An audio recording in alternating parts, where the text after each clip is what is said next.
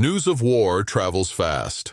Even before the sun has fully come up, a parent in Des Moines pours a cup of coffee, leans in close to a radio, and hears of missiles flying and cities shaken. Children sit at school desks, their teachers peering anxiously at smartphones, waiting for the next headline from some far-off desert. This is not a story only in foreign capitals. It is a story that reaches every kitchen, every street corner, every heart that beats for peace and for justice. Picture a living room mid-morning where a grandmother listens to the names of cities she'd barely heard of before this week: Iran, Israel, and now great powers with guns drawn. What does she feel? Worry, yes, but also confusion. Who is right and who is wrong? Whose hands started this war and whose voices might bring it to an end? Not all news is black and white. America and Israel struck deep inside Iran. The reasons, we are told, were grave. Missiles, dangerous weapons, threats growing sharper each day. The president called them major combat operations. Israel named them a preemptive strike, an answer to danger. Then, as quick as radio static, Iran's forces threw back their own warning. Missiles this time on American outposts, bases stretching out across the Middle East. Retaliation, not against uniforms alone, but shadows that stretch across borders. World leaders gathered in the Great Hall of the United Nations. The Secretary General's voice, grave and steady, pleaded for reason. The world must step back, he said from the cliff's edge. But warnings clash with ambition. Russia called the strikes aggression. Brazil stood beside them. The old European powers, France, Germany, and the United Kingdom, tried to calm the storm, to drag the world back to the table before one more match was thrown onto the fire. In the meantime, Australia and the United Kingdom stood ready, their forces alert, engines idling, waiting for any sign that danger might cross another line. But how can anyone know the truth in a world filled with closed doors? Was the danger from Iran truly growing? Was Israel and America's move the act of self-defense, or a swing at shadows? Iran's supreme leader was rumored dead. America's leaders said so. But the truth was hidden behind shuttered windows and silence from Tehran. Reports tangled together like wild branches. Missiles, drones, cities hit. The real damage unclear. In these matters, trembling with doubt, the innocent are often the first to pay.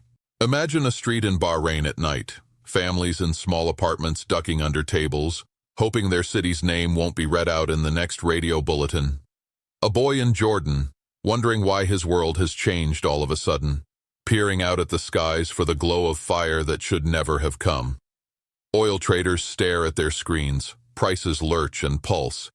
In every crisis, it is the regular man, woman, and child who bear the weight. Their lives thrown from calm into chaos, not by their own hands, but by the choices of the mighty. Friends, the Republic can be saved, but only if we see this hour clearly, not as a contest of flags and slogans, but as a struggle for fair play, honest dealing, and the protection of the ordinary citizen. History has seen this before. Strong nations making decisions in back rooms, evidence guessed at, truth whispered and then forgotten. I have seen, in my own life, the ruin that comes when giants of industry play their games behind closed doors. The coal fields of Pennsylvania, choked and angry, because a handful of men would rather bargain in secret than show their faces to the public. The people left cold that winter were not the men in top hats, but the children in threadbare coats, teeth chattering in unheated rooms. That, too, is a kind of war. Yet who keeps the mighty in check when the law itself is challenged? Who steps in when power becomes a game and the world's rules bend to the loudest voice? There is a ripple of fear, a challenge to courage, but also a call for hope and a demand for a square deal. Every citizen, every small nation, every frightened mother deserves the same fair ground, no matter whose armies stand on either side. Think of a judge sitting behind her desk, waiting to bring order to a room filled with raised voices. In a fair court, the rules are written before the fight begins, and everyone stands equal before the bench. That is how we handle trouble in America, not with hidden weapons and rumors gone wild, but with daylight, evidence, and a fair hearing for all sides. But today, as missiles light up the night and rumors fly faster than truth, where does the square deal live? Saudi Arabia joins hands with its neighbors, bracing for the sparks from every border. Russia, Europe, and others argue about what is right and what is reckless. The world holds its breath, poised between order and chaos, hoping that one loud voice does not set the world ablaze. Now comes a question that should trouble all of us. When great powers make decisions in secret, who is really in danger? Is it the rulers with their armies and cold rooms, or the mothers, fathers, and working men who wake each day to a world they do not control? Let me not answer at once. Instead, let us consider the square deal, the promise that each shall stand equal, that no one is above fair rules, and everyone shares in peace or in danger. Imagine a newspaper office in Chicago. Reporters pull new sheets from the Telegraph, eyes red from lack of sleep. Worried editors shake their heads. Where do they find the facts when every side speaks in riddles and threats? Picture teachers standing before their classes, trying to calm children who hear frightening words like retaliate, escalate, and war. How can they teach courage in a crowd ruled by fear? The simple answer, and it is never comforting, is that, in every age, darkness creeps in wherever powerful men make their judgments in private. The Republic stands tall not because we are perfect, but because we demand accountability. Because we are not afraid to drag the facts into the daylight, no matter whose pride is bruised. Once, I watched men quarrel over mines and wages in Pennsylvania, but I have also watched them sit, at last, at a plain table under the eyes of the press, knowing the nation was watching. No longer could deals be cut in smoke-filled corners. That was the victory, not of money, nor power, nor grievance, but of daylight. The greatest protection against tyranny is the daylight of public scrutiny. Yet in moments like these, as chaos threatens, some will say the old rules no longer matter. They will tell you, in the name of safety, that secrecy is the only shield. They will say that to question is to weaken our guard, that caution is soft and un-American. I say nothing could be further from the truth. America's greatest guard is the courage to question, to demand honesty of her leaders, and to insist that every action, even in war, must be weighed by justice and the public good. Picture a father in Ohio closing his shop at dusk, his hands rough from honest business. He does not know the names of every foreign capital, but he knows this: no good comes when power need not answer to conscience. His family depends not on distant missiles, but on calm, steady hands.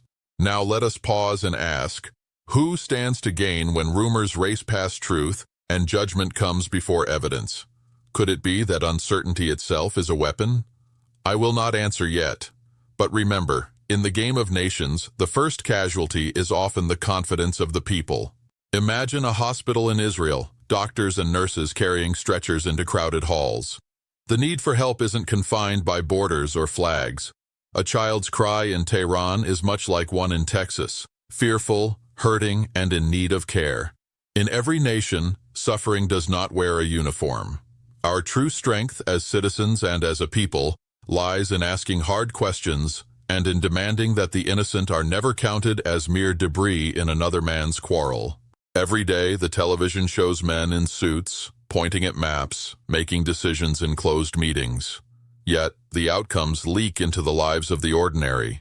Business owners in Houston watching oil prices bounce with each headline. Students in Nebraska wondering if one war means another. This truth matters. The square deal, fairness, daylight, and justice, is not a relic, but the best shield against fear's poison. Is it possible to hold the mighty to account, even when the world is loud with war? The answer is not simple, but it is not impossible. It begins with you and with me, and with every quiet soul determined not to surrender their own judgment to the loudest voice or the largest army. So let us draw a quiet line from that living room in Des Moines, from the worried grandmother, to a marble courthouse in any American city. There, the law is clear and the jury's eyes steady. No man, no president, No foreign leader stands above the principles that keep peace at home and abroad. Accountability, fair play, and the courage to listen before rushing to strike. Picture a town hall in Rhode Island, neighbors gathered in folding chairs as a local leader explains news from overseas. Their faces twist with doubt, but their hands are steady. They ask hard questions, demand straight answers, and refuse to let fear be their master. That is the square deal in action. Ordinary people refusing to let others think for them, or let hope be chased out by those who profit from confusion. Now, in this very moment, some will press for greater anger. Choose a side, they will say. Loosen the leash. Answer violence with violence. But strength is not measured in noise or in vengeance. True strength is the quiet resolve to do what is just, even when doing so is hard and slow. Think back to the coal fields. Those who suffered most suffered not for want of courage, but for want of honest dealing and public light upon the facts. In moments of real stress, the temptation is always to lash out before understanding, to blame before thinking, to let suspicion eat through trust like rust through iron. But what if the real patriot is the citizen who holds steady, gathers the facts, and refuses to be pushed into panic by any man, rich or poor, powerful or ordinary? Imagine a Chicago newspaper, morning light glinting off the headline, "Unrest grows abroad." A newsboy stands on a corner, calling out each word with hope that some grown-up will read deeper, will see past the ink and find the truth for themselves, not simply accept what suits their fear or flatters their anger. Here is the heart of our republic's safety. Citizens who mind the facts as carefully as any banker minds the books, who treat wild claims the way a rancher regards a skittish horse, with caution, with patience, with steadying hands. The Republic can be saved, even from storms abroad, if her people remember that the shield of a free country is not rage, but reason. But what happens, you may ask, when leaders stumble? When a president, a senator, or a judge makes errors or falters in character? Will the world grow more perilous? Does one person's mistake doom the whole? This is another question I put to you, and it matters. It is a micro-loop in our American story, a question not answered at first breath, but resolved with time, courage, and common sense. The answer is this: no one man can unmake America unless her people let go of their own duty. The repair of the law and of our standing in the world belongs not only to those in office, but to all who still believe in fair play. Think of a classroom in Kentucky, where a teacher stands before a blackboard, turning from Ukrainian headlines to Lincoln's words about the better angels of our nature. Young faces listen, some doubting, some hopeful. The teacher's voice is calm. The news may change your plans, but it should not change your principles. There is the kernel of it all. News, even hard news, must not loosen the roots of decency, must not cut the wires of neighborly trust. We must remember, news is not simply black and white.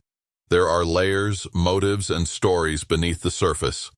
America's strength is her unity, and that unity is built not on sameness, but on a million clear-eyed acts of ordinary citizenship. Each time you doubt a rumor until you check the facts, each time you reject calls for rashness in favor of measured response, you stack one more sturdy brick in the foundation of our peace and honor. Now, let me plant a final what-if, despite all caution, the world lurches towards greater danger? What if anxious voices grow louder and the bonds of trust strain under the load? Do we simply huddle and hope, or is there a truer way forward? The answer comes from the pages of American history, grim and grand, not simple but sturdy. When peace is threatened by violence abroad, the Republic does not cower. She does not shout empty threats or turn neighbor against neighbor in suspicion.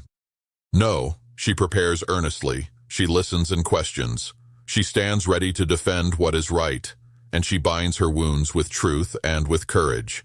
Picture a family at dinner, passing around a newspaper, every eye moving from a small child who asks, "What does this mean for us?"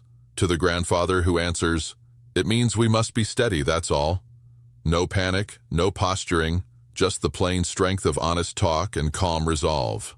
Remember this. History has seen this before.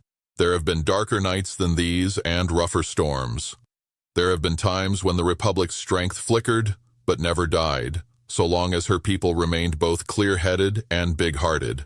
I started with the question, what is at risk, and how shall we answer it? The answer is not to turn away, nor to turn on each other, but to look facts in the face and hold fast to both courage and truth. Let each man and woman in every town and city remember that the real test is not in moments of comfort, but in those hours when the news rattles the windows and tempers rise. That is when character counts. That is the proving ground for a republic. So step forward, not with anger, but with purpose. Reach for the facts, not for blame. Listen to others, not just voices that flatter your own views. Speak up for calm, for responsibility, and for the simple American habit of doing what is right, even when it is hard. If you do this, if enough of us do, then the loudest winds from abroad or within cannot shake the pillars of free life in America. Not all news is black and white. America's future is as strong as the reason, the courage, and the decency of her ordinary people. The Republic can be saved. But I leave you with this. In times of trouble, will your answer be fear or faith? Will you add to the heat or bring the light? America's story, after all, is still being written, and its next chapter rests, as ever, in your hands.